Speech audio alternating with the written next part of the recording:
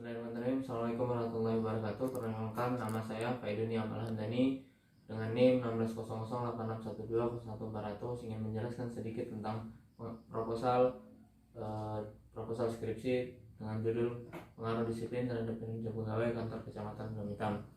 Latar belakang penelitian: sumber daya manusia adalah suatu organisasi dan merupakan suatu kesatuan yang tidak dapat dipisahkan. Menurut Hasibuan 2015, kedisiplinan adalah kesadaran dan ketaatan seorang terhadap peraturan perusahaan dan norma sosial yang berlaku. Kemudian menurut Siagian 2011, disiplin kerja diartikan sebagai kesediaan seseorang yang timbul dengan kesadaran sendiri untuk mengikuti peraturan-peraturan yang berlaku dalam organisasi.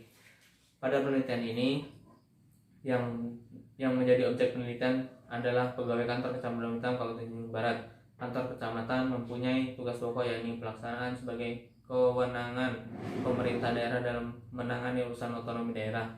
Kecamatan merupakan ujung tombak pemerintah daerah dalam melayani secara langsung beberapa kepentingan masyarakat.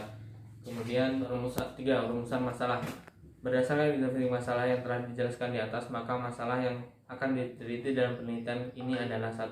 Bagaimana gambaran disiplin kerja dalam kinerja pegawai pada kantor Kecamatan Gunung Hitam, Kabupaten Bandung Barat, Provinsi Jambi.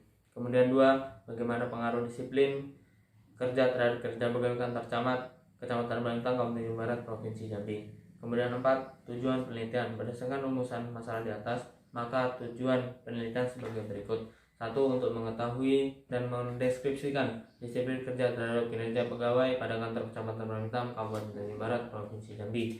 Kemudian 2. Untuk mengetahui dan menganalisis pengaruh disiplin kerja terhadap kinerja pegawai pada kantor Kecamatan Gunung Hitam, Kabupaten Bandung Barat, Provinsi Jambi. 5. Manfaat penelitian. Pada penelitian ini, manfaat dari penelitian di atas 2 manfaat antara lain yakni manfaat akademis sebagai wacana membuka wawasan dalam ilmu pengetahuan di bidang manajemen sumber daya manusia umumnya, khususnya pada fungsi operasional manajemen sumber daya manusia. 2. Manfaat praktis sebagai bahan masukan bagi pihak instansi terkait tentang pentingnya disiplin kerja bagi institusi dimaksudkan untuk dapat meningkatkan kinerja pegawai. 6. Landasan teori. 1. Konsep manajemen. Menurut Hasibuan 2015, manajemen adalah ilmu dan seni mengatur proses pemanfaatan sumber lainnya secara efektif dan efisien untuk mencapai suatu tujuan organisasi tertentu sesuai dengan tujuan yang telah ditetapkan. Sedangkan menurut Terry 2015, manajemen adalah suatu proses unik dan khas yang terdiri dari tindakan-tindakan perencanaan, perorganisasian, serta pergerakan dalam pengendalian yang dilakukan guna menentukan arah serta mencapai tujuan yang telah ditentukan sebelumnya melalui sumber daya lainnya. Kemudian fungsi manajemen adalah sebagai berikut: 1. Perencanaan. 2. Pengorganisasian. 3. Pengarahan dan pengusahaan agar pegawai mampu bekerja secara efektif melalui pemerintahan. 4. Pengawasan. Kemudian 2. Manajemen sumber daya manusia. Menurut Sedarmayanti 2012, manajemen sumber daya manusia adalah seni untuk merencanakan, mengorganisasikan, mengarahkan, mengawasi kegiatan sumber daya manusia atau pegawai dalam rangka mencapai tujuan organisasi. Sementara itu, menurut Robbins 2012 menyebutkan bahwa manajemen sumber daya manusia adalah bagian dari manajemen yang memfokuskan perhatian pada pengaturan peranan sumber daya manusia dalam kegiatan suatu organisasi. Kemudian berdasarkan keterangan di atas, dapat ditarik kesimpulan manajemen adalah pendayagunaan, pengembangan, penilaian, pemberian balas jasa, dan pengolahan individu anggota organisasi atau kelompok lainnya. Menurut Filippo 2014, fungsi manajemen sumber daya manusia adalah sebagai berikut: 1. Perencanaan tenaga kerja. 2. Pengembangan tenaga kerja. 3. Penilaian prestasi kerja. 4. Pemberian kompensasi. 5. Pemeliharaan tenaga kerja. Dan yang terakhir 6. Pemberhentian. Kemudian disiplin kerja.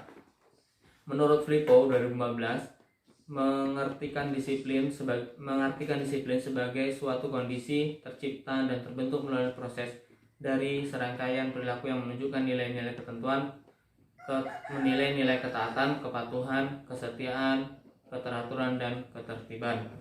Sedangkan menurut Mangkunegara 2015 dikatakan bahwa terdapat dua jenis disiplin dalam organisasi, yaitu bersifat preventif dan korektif. 1A disiplin preventif dan pendisiplinan korektif. Kemudian indikator disiplin kerja. Indikator disiplin kerja menaati ketentuan jam kerja, kemudian mentaati pemerintahan kedinasan atas yang berwenang. Kemudian 3, berpakaian rapi dan sopan serta bersikap sebagai tindakan sopan santun terhadap masyarakat sesama pegawai negeri sipil. 4, menggunakan dan memelihara barang-barang milik negara. 5, memperhatikan dan menyelesaikan sebagian baik setiap laporan dan setiap mengenai pelanggaran disiplin. Kemudian selanjutnya kinerja pegawai.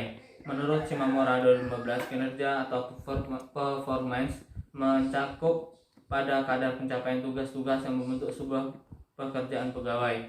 Sedangkan menurut Moody 2012, kinerja merupakan proses berorientasi di mana para pegawai diarahkan untuk memaksimalkan produktivitasnya. Menurut Rifai 2015, penilaian kinerja dapat efektif apabila instrumen penilaian kerja memenuhi syarat-syarat sebagai berikut ini. 1, reliability, kemudian 2, relevance, kemudian 3, sensitivity, kemudian 4, practicality. Kemudian indikator kinerja. Menurut Shimamura 2015, dalam upaya meningkatkan kinerja tiap pegawai diperlukan pendekatan pengembangan supaya setiap pegawai dapat menentukan saran-saran kinerja yang nantinya akan dampak pada pengembangan karir mereka. Menurut Rifai 2015, terdapat hal-hal yang perlu diperhatikan kaitannya dengan kinerja pegawai. Adapun indikatornya sebagai berikut, antara lain: 1, waktu untuk menyelesaikan tugas pekerjaan. 2, kesesuaian kuantitas hasil. 3, kemampuan menghadapi hambatan dalam menyelesaikan pekerjaan suatu keadaan. Kemudian 4, kesesuaian pengetahuan yang dimiliki dengan jenis pekerjaan. Kemudian hubungan antara variabel,